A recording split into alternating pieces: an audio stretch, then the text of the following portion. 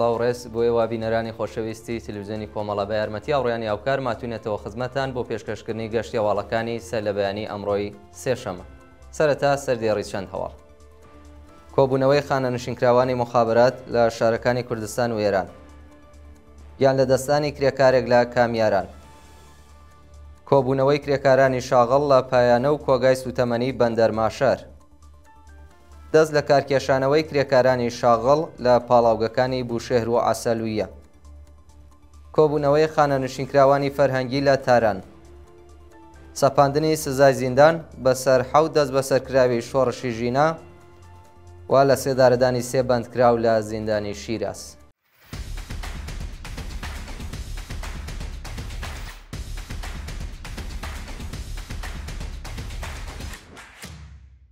درێژەی هەواڵەکان. کۆبوونەوەی خانەنشینکراوانی مخابرات لە شارەکانی کوردستان و ئێران. ڕۆژی دووشەمە 26 خەرمانان خانەنشینکراوانی مخابرات لە شارەکانی کوردستان و ئێران دەست بە دۆخی خراپی معیشەتی کۆبوونەوە. خانەنشینکراوانی مخابرات لە شارەکانی سنە، مەریوان، بیجار، کرماشان، ئیسفەهان، تەورێز، ورمێ، کرمان، تاران، عەراق، قەزوێن، بەندەر عەباس، ئەهواز، کەرەج، ڕەشت، ساری، مەشهەد، ئەردەبیل و چەند شاری دیکەی ئێران بە پێڕەواڵی دووشەممەی هەر هەفتە دەست بە دۆخی خراپی معیشەتی ناڕەزایەتیان دەربڕی. خانەنشینکراوان خوازیاری زیادکردنی ئاستی حەقدەست، دابینکردنی بیمەی تەکمیلی و هاوسانسازی حەقدەست بوون یان لە دەستانی کرێکارێک لە کامیاران. ڕۆژی دووشەمە 26 خەرمانان کرێکارێکی خەڵکی گوندی وێزیەری سەر بە شاری کامیاران بە ناوی سەلیم یوزی لە کاتی کارکردن بەهۆی نەبوونی ئیمەنی شوێنی کار گیانی لەدەستە. بە پێی راپۆرتی کۆڵبەر نیوز، سەلیم یوزی پیشەی سەنگکاری بووە و لە کاتی کارکردندا بەهۆی نەبوونی ئیمەنی شوێنی کار گیانی لەدەستاوە. شانی باسەکە هێشتا چۆنیەتی و ڕووداوە ئاشکرا نەبووە. بە پێی ئامارەکان لە ساڵی 1402 هەتاویدا سەرجەم 2115 کرێکار کە 21 کرێکاریان ژن بوون بەهۆی نەبوونی ئیمەنی شوێنی کار گیانیان لەدەستاوە. کۆبوونەوەی کرێکارانی شاغڵ لە پایانە و کۆگای سوتەمەنی بەندەر ماشەر. کرێکارانی شاغڵ لە پایانەی نەوتی و کۆگای سوتەمەنی بەندەر ماشەر ڕۆژی دووشەمە 26 خەرمانان لە ناڕەزایەتی بە بایەخنەدانی بەرپرسانی ڕژیم بە کێشە و گرفتەکانیان ناڕەزایەتیان دەربڕی. کرێکارانی پەیمانی خوازیاری پێدانی داخوازیە دواخراوەکان، زیادکردنی حەقدەست، پەرداختی مەزایە بڕاوەکان، هاوسانسازی حەقدەست، بەکردەوە دەرهاتنی گەڵاڵەی ڕیزبەندی پیشەکان، دابینکردنی بیمەی دەرمانی کارامە، پێدانی جلوبەرگ و کەرەستەی خۆپاراستن، پێدانی پاداشی بەهرەوەری و هەروەها نوێکردنەوەی گرێبەست بوون. دەست لە کارکێشانەوەی کرێکارانی شاغڵ لە پاڵاوگەکانی بوشێر و عەسەلویە. کرێکارانی شاغڵ لە پاڵاوگەکانی فەجری جەم لە بوشێر و نەوتوگازی پارس لە عەسەلویە ڕۆژی دووشەمە 26 خەرمانان دەست بە دۆخی خراپی پیشەی و معیشەتی دەستیان لە کارکێشایەوە ومانیان گرت. کرێکارانی ئەرکانسالیستی شاغڵ لە پاڵاوگەکانی بوشێر و عەسەلویە خوازیاری زیادکردنی حەقدەست و لانانی جیاوازی، دابینکردنی بیمە و ئیمکاناتی ڕەفاهی و لانانی پەیمانکار، نوێکردنەوەی گرێبەست، بەکردەوە دەرهاتنی گەڵاڵەی ڕیزبەندی پیشەکان، هاوسانسازی حەقدەست، پەرداختی پاداش، بەڕێوەچوونی یاسای 14 ڕۆژکار، 14 ڕۆژ پشودان و چاکسازی لە ژیان و معیشەتیان بوون. کۆبوونەوەی خانەنشینکراوانی فەرهەنگی لە تاران. ڕۆژی دووشەمە 26 خەرمانان خانەنشینکراوانی فەرهەنگی لە بەردەم وەزارەتی ئاموزش و پەروەرش لە شاری تاران کۆبوونەوە. فەرهەنگیانی خانەنشینکرا و خوازیاری پێدانی مەزایە دواخراوەکان، زیادکردنی حەقدەست، هاوسانسازی حقوق و مەزایە، دابینکردنی بیمەی تەکمیلی، بەکردەوە دەرهاتنی بەڵێنەکانی دەوڵەت بۆ چاکسازی لە ژیان و معیشەتیان بوون.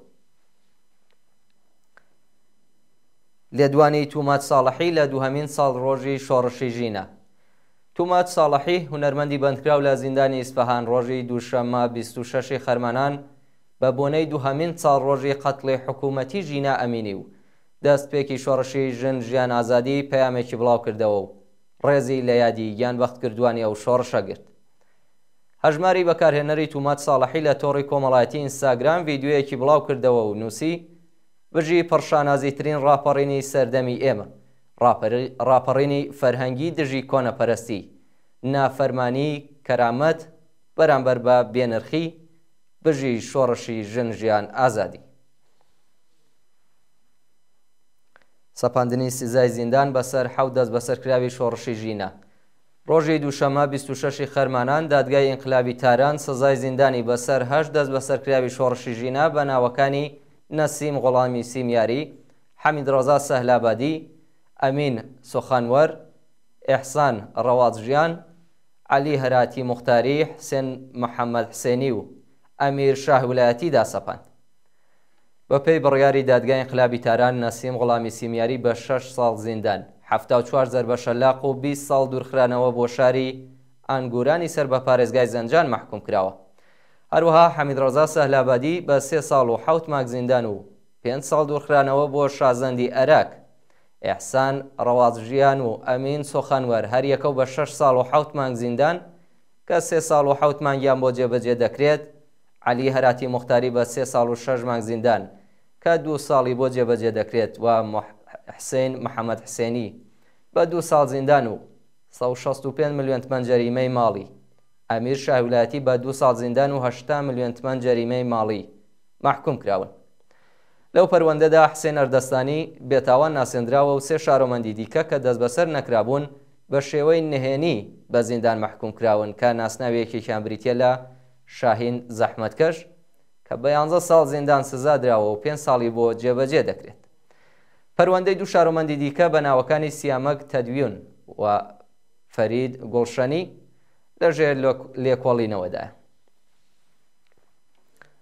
لە سێدارەدانی 3 بەندکراو لە زیندانی شیراز. بەیانی ڕۆژی دووشەمە 27 خەرمانان حکمی ئەعدامی 3 بەندکراو لەوانە 2 بەندکراوی بەلوود لە زیندانی عەدڵابادی شیراز جێبەجێکرا. بە پێی راپۆرتی کەمپەینی بەرگری لە بەندکراوانی سیاسی و مەدەنی 3 بەندکراو بە ناوەکانی عەبدولجەلیل ئیحسانی تەمەن 33 ساڵ خەڵکی ئێرانشار، یەحیا زەڕگەری تەمەن 32 ساڵ و خەڵکی ئێرانشار، هەروەها مێهدی جەهانپور تەمەن 21 ساڵ و خەڵکی فیروزاوای فارس بە تۆمەتەکانی پەیوەندیدار بە مادەی هۆشبەر و کوشتنی بانقەست لە زیندانی عەدڵابادی شیراز لە سێدارە دراون. ڕاگوێزرانی مازیار سەیدنژاد چالاکی کرێکاری بەندکراو بۆ نەخۆشخانە. مازیار سەیدنژاد چالاکی کرێکاری بەندکراو لە بەندیخانەی ئێڤین ڕۆژی دووشەمە 26 خەرمانان بەهۆی تێکچوونی باری تەندروستی بۆ نەخۆشخانەیەکی دەرەوەی زیندان گوازرایەوە. مازیار سەیدنژاد چەندین جار بەهۆی چالاکیەکانی لە سەندیکای کرێکاران دەست بەسەر و زیندانی کراوە و لە مانگی گوڵانی ساڵی 1402دا بە مەبەستی تێپەڕاندنی سزای زیندانەکەی بۆ زیندانی ئێڤین گوازرایەوە. ئەم چالاکە کرێکاریە کە تووشی نەخۆشی سیاتیک بووە بەهۆی سەرپێچیکردن لە پۆشینی جلوبەرگی زیندان لە چاودێری پزیشکی بێبەش و دوای خراپبوونی دۆخی تەندروستی بۆ نەخۆشخانەی شوهەدای تەجریش گوازراوەتەوە. پەیامی ئەمیر حوسێن مرادی و عەلی یونسی بە بۆنەی ساڕۆژی شۆڕشی ژینە. ئەمیر حوسێن مرادی و عەلی یونسی 2 خوێندکاری بەندکراو لە دووهەمین ساڕۆژی شۆڕشی ژن ژیان ئازادیدا پەیامێکیان لە زیندانی ئێڤین بڵاو کردەوە و تێیدا ڕایانگەیاند هاوڕێ لەگەڵ خەڵکی ئازادیخوازی ئێران بەردەوامن لە خەبات دژ بە کۆماری ئیسلامی. لەو نامەیەدا هەروەها هاتووە نەسڵی ئێمە ئەو نەسڵەیە کە لە شۆڕشی ژن ژیان ئازادیدا بە هەموو توانایەوە خەباتی کرد. دەست بەسەر کراین و شەهید بووین، بەڵام هیچ کات تەسلیم نەبووین و نابین. ئەو 2 بەندکراوە سیاسی ئاماژەیان بە تووڕەی خەڵک لە شەپۆلی سێدارە و کوشتاری کۆماری ئیسلامی کرد و جەماوەری خەڵکیان وەکو کۆگای تەقەمەنی وەسف کرد کە بۆ تەقینەوە تەنیا پێویستی بە پرووسکەیەکە. ئەمیر حوسێن مرادی و عەلی یونسی هەروەها قسەکانی مەسعودی پزیشکیانیان سەبارەت بە هەبوونی مافی دەربڕینی ناڕەزایەتی بۆ خوێندکاران وتیان کە پزیشکیان فریوکارە و ناڵێت کە بە دوای دەربڕینی ناڕەزایەتی چی بەسەر خوێندکاران دێنن.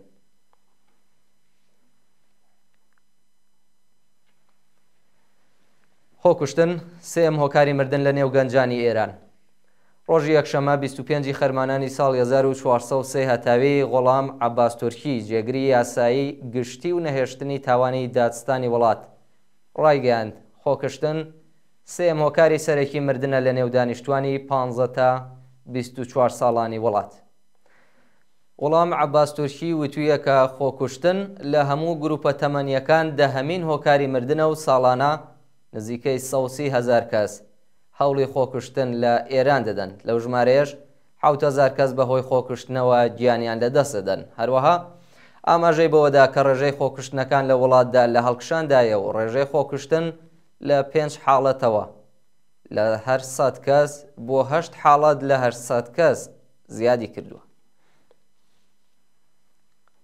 بەرزبوونەوەی نرخی پێداویستی قوتابخانە لە دەستپێکی ساڵی نوێی خوێندن. لە سەروبەندیکردنەوەی قوتابخانەکان و دەستپێکی ساڵی نوێی خوێندن نرخی پێداویستی قوتابخانە و کەلوپەلی نووسین بە شێوەیەکی سەرسوڕهێنەر بەرز بۆتەوە. ساڵانە لەگەڵ نزیکبوونەوەی ساڵی نوێی خوێندن و کردنەوەی قوتابخانەکان دابینکردنی کەلوپەلی نووسین بۆ خوێندکاران دەبێتە یەکێک لە نیگەرانی و دڵەڕاوکەی بنەماڵە ئێرانیەکان. ئەم ساڵیش نرخەکان ئەوەندە چۆرنە سەرەوە کە کڕێنی جانتا واتە کیف، دەفتەر، قەڵام، پاکەرەوە و جلوبەرگ لە توانای خەڵکێژاردا نەماوە و زۆرێک لە خێزانەکان دۆخی داراییان ئەوەندە خراپەکە ناتوانن پێداویستیە سەرەتاییەکان بۆ منداڵەکانیان دابین بکەن. وا دوایین هەواڵمان سەبارەتە بە کوژرانی 16 کەس لە غەزە بەهۆی هێرشی ئاسمانی ئیسرائیل. بەرە بەیانی ڕۆژی دووشەمە 26 خەرمانانی 1403 لە دوو هێرشی ئاسمانی ئیسرائیل بۆ سەرکەرتی غەزە 16 کەس کوژراون کە 9 کەسیان ژن و منداڵ بوون. کاربەدەستانی فەلەستین ڕایگەیاند لە ئەنجامی یەکێک لە هێرشە ئاسمانیانەدا ماڵێک لە کەمپی ئەلنوسرەت لە ناوڕاستی کەرتی غەزە ڕووخاوە و بەلانی کەمەوە 10 کەس گیانیان لەدەستداوە کە 4 ژن و 2 منداڵیان تێدا بووە. هەروەها پێرسۆنەلی نەخۆشخانەی ئەلعەودە کە تەرمی کوژراوەکانی وەرگرتووەتەوە وێڕای پژڕاستکردنەوەی ئەم ئامارە وتویانە کە 13 کەسی دیکەش بریندار بوون. لە درێژەی ڕاگەیاندنەکەیاندا ئاماژەیان کردووە لە هێرشەکەی دیکەدا کە بۆ سەر ماڵێک لە شاری غەزە کراوە 6 کەس گیانیان لەدەستدا کە ژنێک و 2 منداڵیان لەگەڵ بوو. بەڵێ بینەرانی خۆشەویست گەشتی هەواڵەکانی ئەمڕۆتان پێشکەش کرا. هەر شاد و کامەران.